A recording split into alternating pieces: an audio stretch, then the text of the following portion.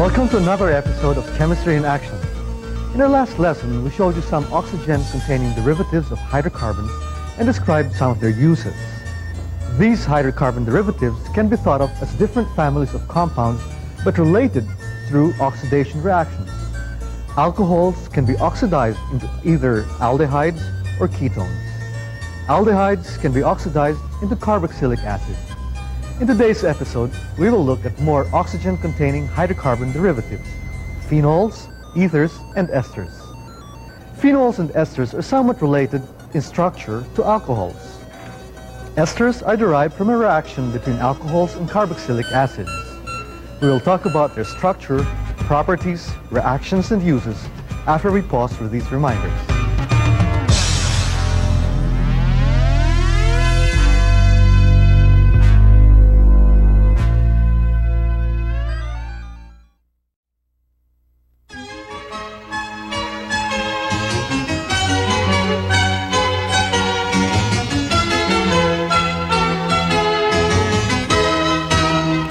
Just as we started our last episode, here are 3 vials containing the 3 compounds we will talk about today. Phenol is a colorless solid at room temperature with a strong characteristic odor just like that of Lysol, a common household disinfectant. It is extremely corrosive. Its vapors can burn your nasal passages, and contact with skin will result in painful burns. Phenol contains a hydroxyl group bonded directly to a carbon atom of benzene and has this structure shown here. Compounds that contain this fundamental unit are collectively known as phenols. They are usually named as derivatives of the parent compound phenol. Thus, we have chlorophenol or nitrophenol. Other phenols have common names like catechol and resorcinol. Catechol is 1,2-benzene diol used in dyeing procedures. Resorcinol is 1,3-benzene diol used in tanning and manufacturing resins. Phenols and alcohols contain the hydroxyl group, but does that mean their properties are the same? Let's find out by looking at the solubility of 2 alcohols. How does the solubility in water of phenol compared to that of 1-hexanol, for example? Both compounds contain the hydroxyl groups and 6 carbon atoms. 1-hexanol in water.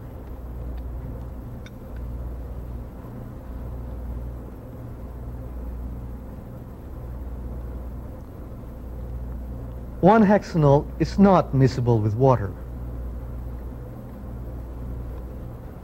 A 2% solution of phenol in water is clear. A 10% solution of phenol is cloudy. This indicates that phenol is only partially miscible with water. The solubility in water is due to hydrogen bonding of the hydroxyl group with the water molecules. A dilute solution of phenol in water is known as carbolic acid, an antiseptic popular with veterinarians.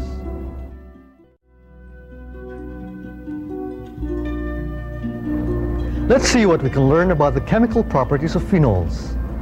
Phenol is acidic. It is a much weaker acid than carboxylic acids such as acetic acid.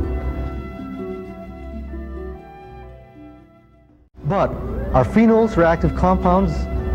Let's compare the reaction of benzene and phenol with an oxidizing agent such as acidified potassium permanganate. This test tube contains benzene. This other test tube contains a 2% solution of phenol. If we add acidified potassium permanganate to benzene,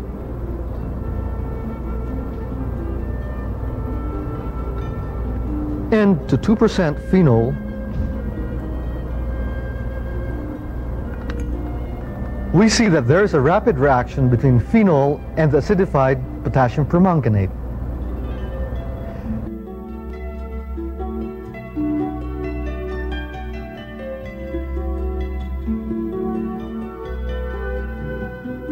Benzene reacts very slowly with bromine.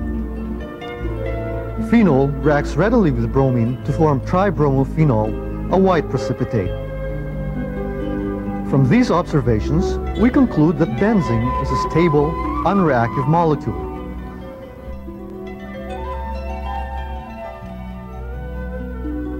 On the other hand, the presence of a phenolic hydroxyl on the benzene ring makes it more reactive. Phenols are easily oxidized into compounds called quinones and semiquinones. Even light will oxidize phenol. This is why it is stored in brown or translucent bottles. The lesson then: extreme care in handling phenolic compounds because they are quite reactive.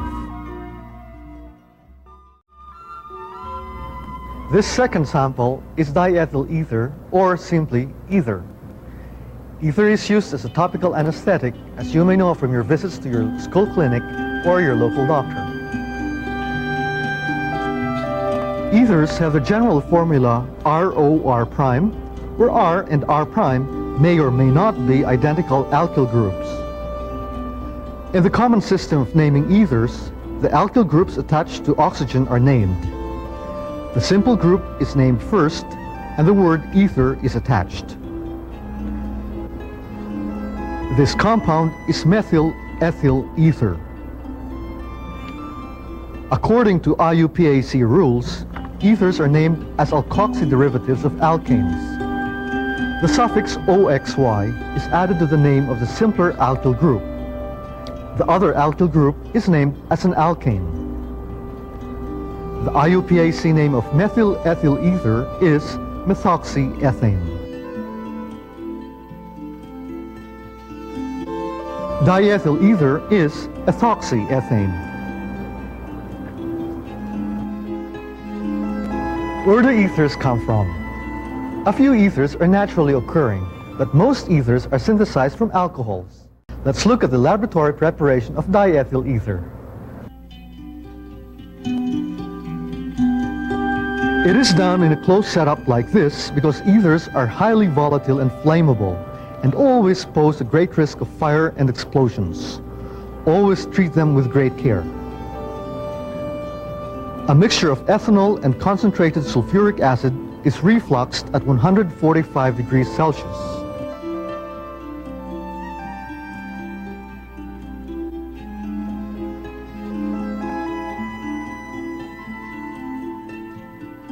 Two alcohol molecules combine to yield the molecule of diethyl ether.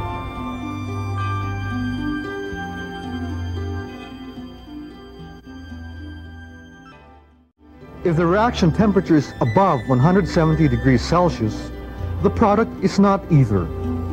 Instead, the major product of the reaction is ethene. If, on the other hand, the temperature is below 100 degrees Celsius, the major product is ethyl bisulfate.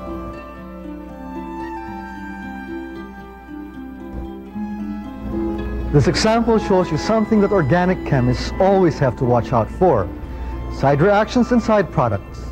Depending on the temperature or solvent or concentration of reagents, you may get different major products for these organic reactions. We will return to this topic a little later. Ethers are generally unreactive towards oxidizing or reducing agents, or bases. On standing, however, ethers convert to highly reactive peroxides and can cause explosive reactions. So, not only are ethers volatile and flammable, they are potentially explosive. Containers that have been opened and not consumed immediately are potentially explosive. If you have to work with these compounds, be sure that there is no open flame nearby. Ethers occur naturally in some plants, and these following examples will show you some molecules which have both phenolic and ether functional groups. Vanillin from the vanilla bean has aldehyde, phenol, and ether functional groups. If these molecules have got you thinking about food, now's your chance to get something as we pause for some reminders.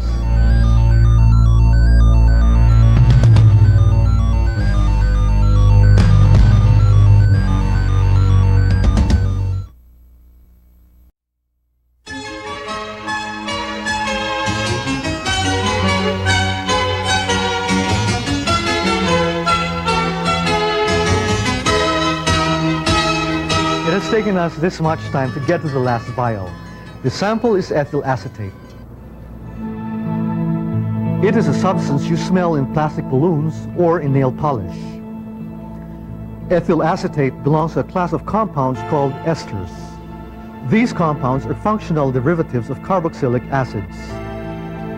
They have the general formula RCOOR prime. The functional group COOR prime is called the ester group. Esters are named as alkyl alkanoates. To name them, first identify the alkyl group attached to the oxygen. Then, identify the parent carboxylic acid. Change ic acid into OATE. This suffix identifies the compound as an ester. For example, the structure of ethyl acetate is shown here. Its IUPAC name is ethyl ethanoate. Try this other example. This is ethyl benzoate. The alkyl group comes from ethyl alcohol, while the parent carboxylic acid is benzoic acid. The peculiar fragrance of some flowers and the sweet smell of ripe fruits is due to ester compounds. Oil from the ilang-ilang flower is very fragrant and used in delicate perfumes. Ilang-ilang oil contains geraniol and linalool esters of acetic and benzoic acids. Here are the esters found in different fruits. Pentyl ethanoate in bananas, octyl ethanoate in oranges, methyl butanoate in apples, ethyl butanoate in pineapples. Dietary fats and oils are fatty acid esters of glycerol, a triol. Glycerol palmitate is present in most vegetable oils.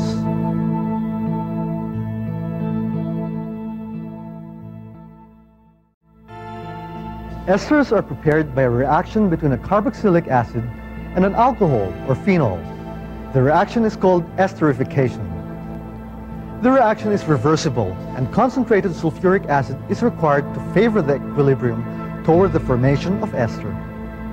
Ethyl acetate is a product of the reaction between acetic acid and ethanol. We'll show you a little experiment for the synthesis of an ester. It requires special apparatus which may not be readily available in your schools, but watch anyway.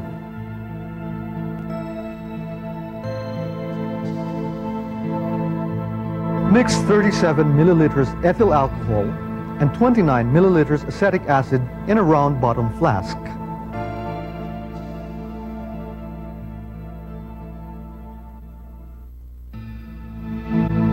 Add 2.5 milliliters concentrated sulfuric acid to catalyze the reaction.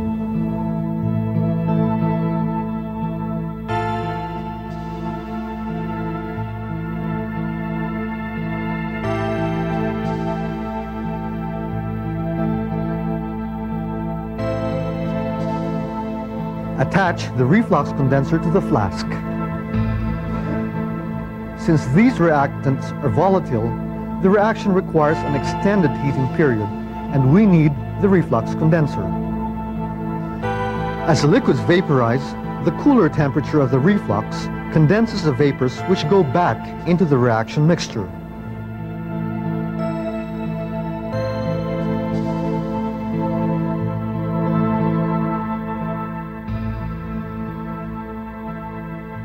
Let the water flow into the condenser jacket from below, not from above.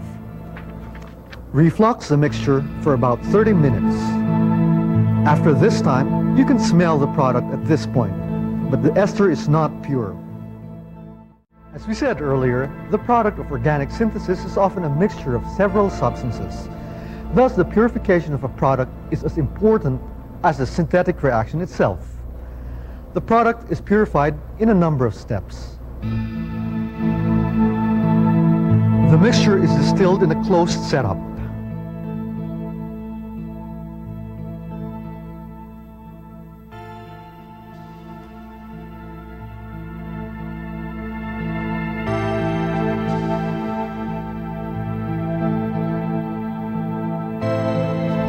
sodium carbonate to neutralize any excess acid in the solution.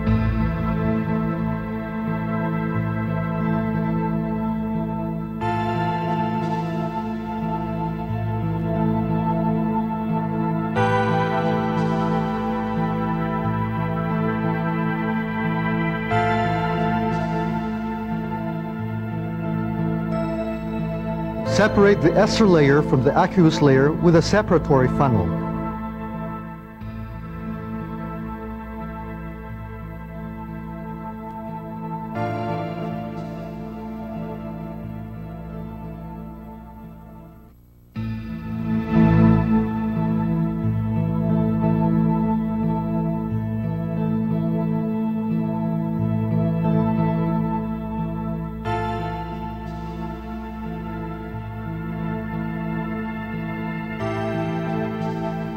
Wash with ice water several times.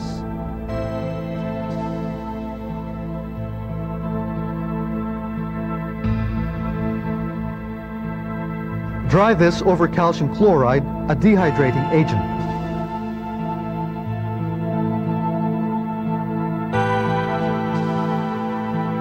Redistill at 75 to 78 degrees Celsius to obtain a chemically pure ester.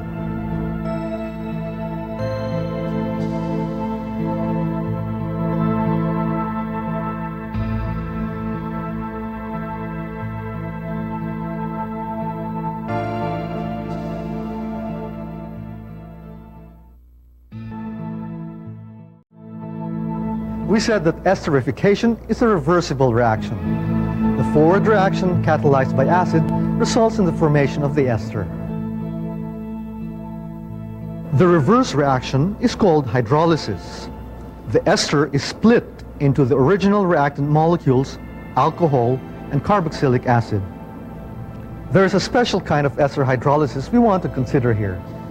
Base catalyzed hydrolysis of an ester is called saponification. If we use sodium hydroxide as catalyst, one of the products is a sodium salt of the carboxylic acid. If the reaction mixture is now neutralized with mineral acid, the carboxylic acid is obtained. Saponification is used to hydrolyze fats and oils, which are esters, to form the salts of long-chain fatty acids. In other words, soaps. How does soap work? The carboxylic acids have long continuous side chains. This part of the molecule, the tail, is nonpolar. It will dissolve other nonpolar compounds like oils and greases. The head of the soap molecule is the ionized carboxylic acid group, or carboxylate, which is soluble in water because it is a polar group. In water, soap molecules aggregate to form micelles. The tails are the center of the micelle, and there the oil, dirt, and grease particles are trapped. The outside part of the micelle is polar and is in contact with water. The cloudy, bubbly mixture called wash water is an emulsion containing these micelles.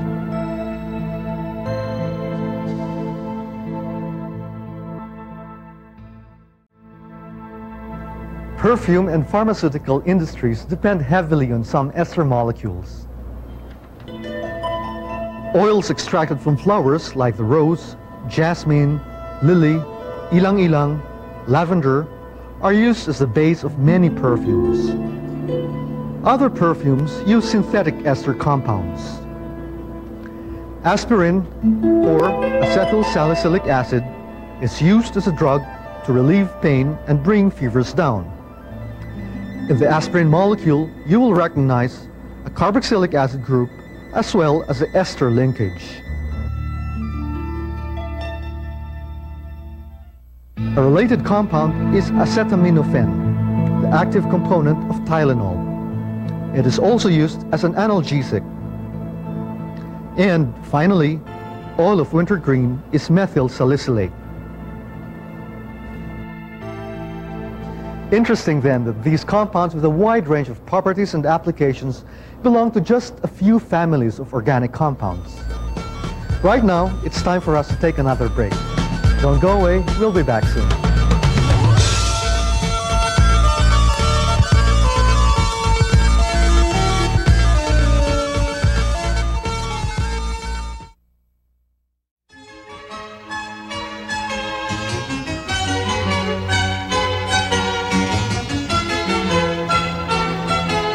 And so we've come to the end of another class in organic chemistry. After 3 lessons, have you learned to distinguish all these organic molecules from each other?